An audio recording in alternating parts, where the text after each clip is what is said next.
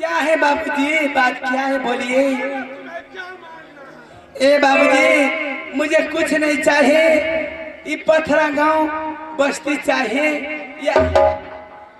या कि आने जाने में हम दोनों बहन के बहुत दूर पड़ती है। बहन क्या है?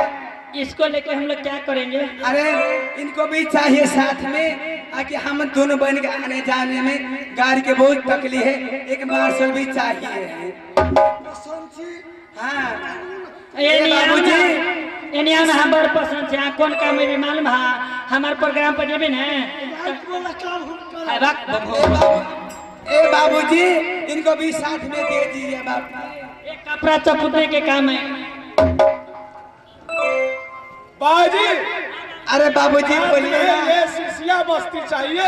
हाँ बाबूजी बस्ती चाहिए, इनको भी साथ में दे दीजिएगा।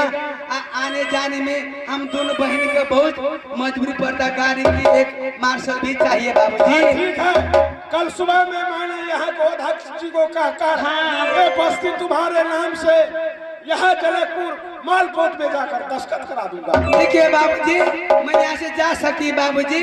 अरे बहन चलो अब तो हम लोग के नाम पर लिख दिए बाबूजी। दिन का कौन तोरा दौड़ आ गया खुला से काल हमारा आप दे दो उसको। हाँ एक केस कागज सब लिख दिया हम उसी को। अरे बाबूजी अरे इनको भी साथ में दे दीजिए, एक हम दोनों आदमी बहुत तकलीफ होती है, इनको भी साथ में दे दीजिएगा।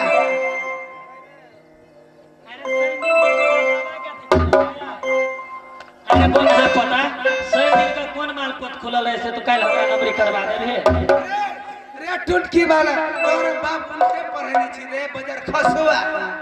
आई में काय छै, आई में रोशन, हां रे आई में डुबकावे छै, पैसे लगे छै। हां तोर बाप आता बहुत पढ़ लिखे छै ओए में के छिट हो। हां लिख लाए के है।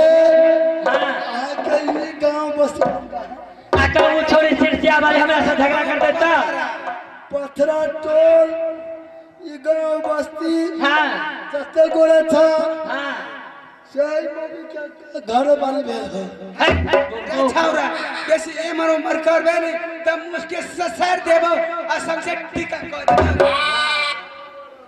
घर वाली नहीं भेले, ए मौगी के गांव घर भेले से कही के गांव घर में कथी करबी तो कथी करबे?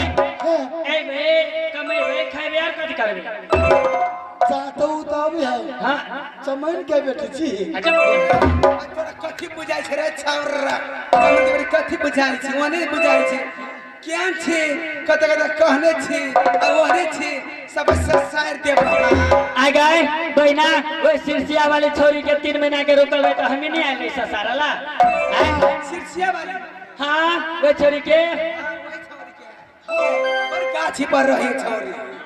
चमड़ा के बेटी तुम छी। हम चमड़ा के बेटी नहीं छी रे बंगा पोता, हम छी केकर बेटी? हम छी ठेकेदार के बेटी।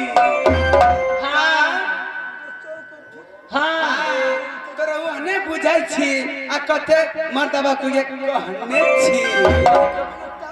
अच्छा अरे तोरा मन है पहरनिया जान के हेफ लेबे छातल पहरनिया है। हां दोनों मिला के मदद से पाई दोनों के। हां हमरा सुन के दूसर जगह में चाय के चले हमरा के पहुंचा ले ले दे फुगा दे हमरा के छाप लगैया लाना कोई।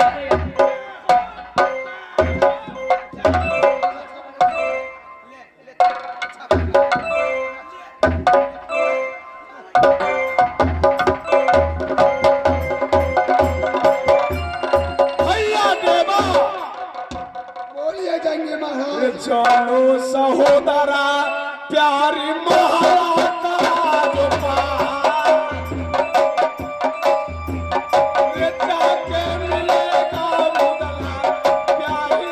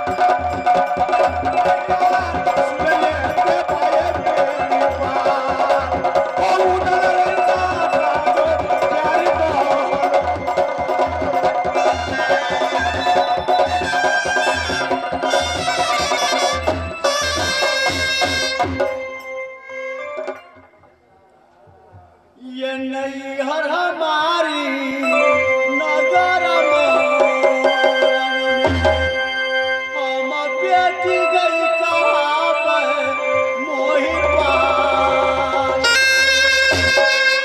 बहिनी कहाऊ मैं वीर करन को नाम गा हमारी दीदी काली जपुला